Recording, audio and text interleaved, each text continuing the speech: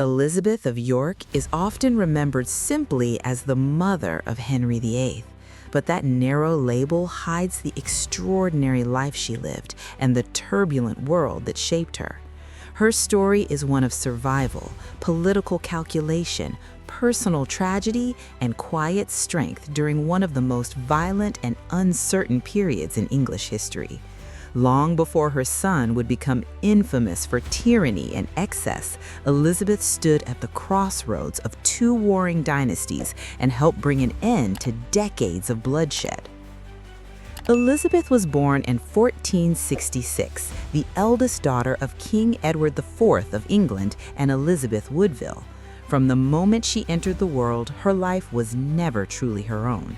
As a princess of the House of York, Elizabeth was a political asset, a bargaining chip in the ongoing Wars of the Roses, the brutal conflict between the rival houses of York and Lancaster. Even in childhood, she was expected to serve the interests of the crown rather than her own desires. By her teenage years, Elizabeth had already been betrothed multiple times as alliances shifted and fortunes rose and fell. These engagements were not about romance or happiness. They were tools of diplomacy meant to secure loyalty, peace, or advantage. Before she reached the age of 20, Elizabeth had been promised to at least 4 different men, each match reflecting the fragile and ever-changing political landscape of England. Everything changed dramatically in 1483 when Elizabeth's father, King Edward IV, died suddenly and unexpectedly. His death threw the kingdom into chaos. Elizabeth's younger brother, Edward, was proclaimed King Edward V, but he was only 12 years old. As a minor, he required a protector, and that role fell to their uncle, Richard, Duke of Gloucester. Richard claimed that he was acting in the best interests of the young king. He took Edward V to the Tower of London, supposedly for his safety before his coronation. In reality, this move allowed Richard to isolate him from his mother and supporters. Soon after, Elizabeth's other brother, Richard, Duke of York, was also taken into the Tower. The two boys would later become known as the Princes in the Tower, and they were never seen again. Elizabeth of York's mother, Elizabeth Woodville, understood the danger immediately. Fearing for her children's lives, she fled with her daughters to Westminster Abbey, claiming sanctuary. While the abbey offered protection, it was also a kind of prison. The family lived in constant fear, surrounded by uncertainty and rumors.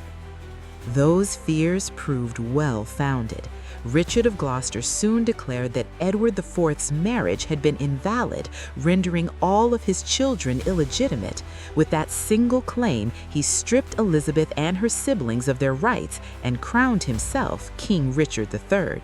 For Elizabeth of York, the fall was swift and devastating. Overnight, she went from being the king's daughter to a political liability. Worse still were the rumors that followed. After Richard III's wife died, whispers spread that the king intended to marry Elizabeth himself, his own niece. Whether these rumors were true or exaggerated remains debated by historians, but at the time, they were widely believed and deeply disturbing. Such a marriage would have strengthened Richard's claim to the throne while eliminating a dangerous rival. For Elizabeth, it would have been a horrifying fate. Her mother, however, was not prepared to accept defeat. From within sanctuary, Elizabeth Woodville devised a bold and dangerous plan. She secretly reached out to Margaret Beaufort, the mother of Henry Tudor, a young nobleman living in exile in France. Henry Tudor had a tenuous claim to the English throne through the Lancastrian line, but on his own, that claim was weak. United with Elizabeth of York, however, it could become powerful. The proposal was simple but revolutionary. Elizabeth of York would marry Henry Tudor. Their union would symbolically unite the houses of York and Lancaster, ending the Wars of the Roses and presenting a united front against Richard III. For Elizabeth, it was both a political necessity and a potential escape from an increasingly dangerous situation. While Elizabeth waited in uncertainty, Henry Tudor prepared for war. In August 1485, he landed in Wales with a small but determined army. Just weeks later, he met Richard III at the Battle of Bosworth Field. Against expectations, Henry emerged victorious. Richard III was killed in battle, becoming the last English king to die on the battlefield.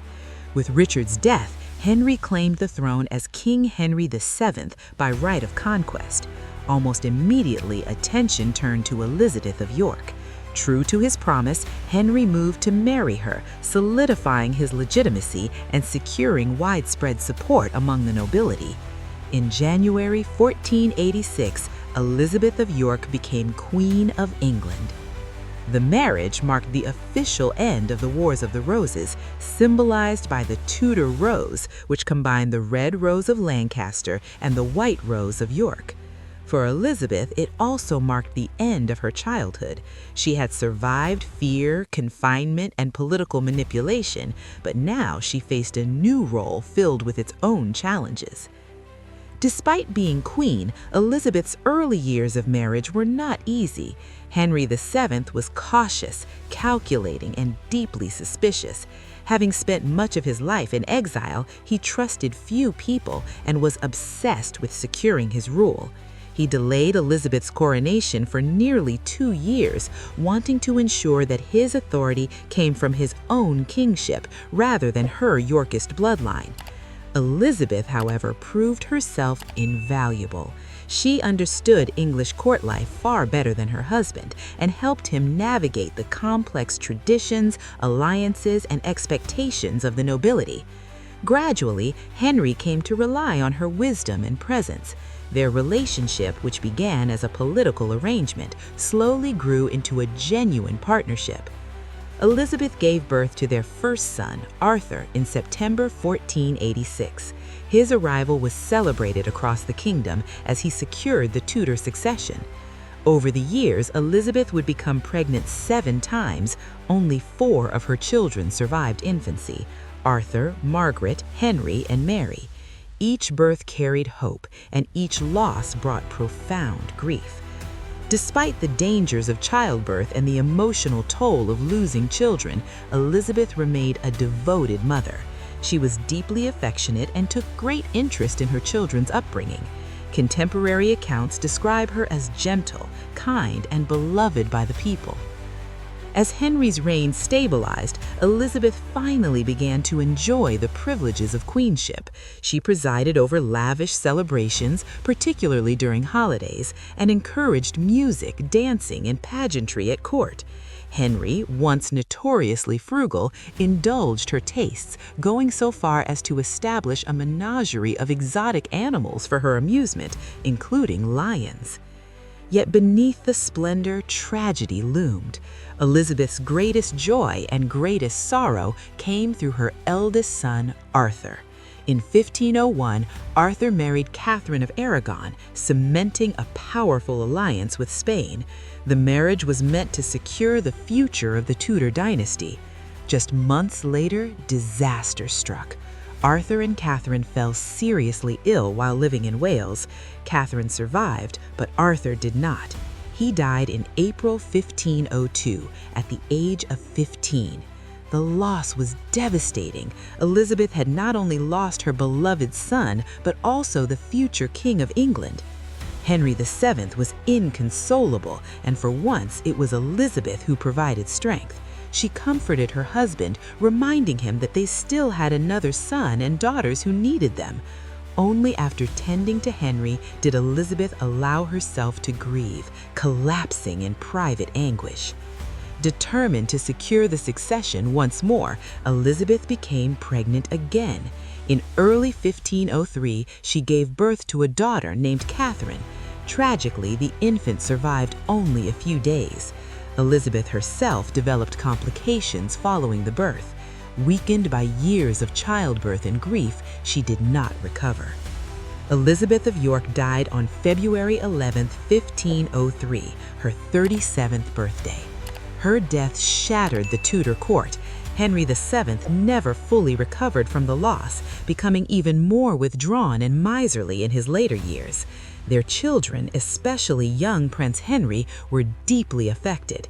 That young boy would one day become Henry VIII. He adored his mother and idealized her memory. Many historians believe that Elizabeth's early death and Henry's devotion to her played a role in shaping his expectations of women in marriage. No wife could ever live up to the image of perfection he associated with his mother.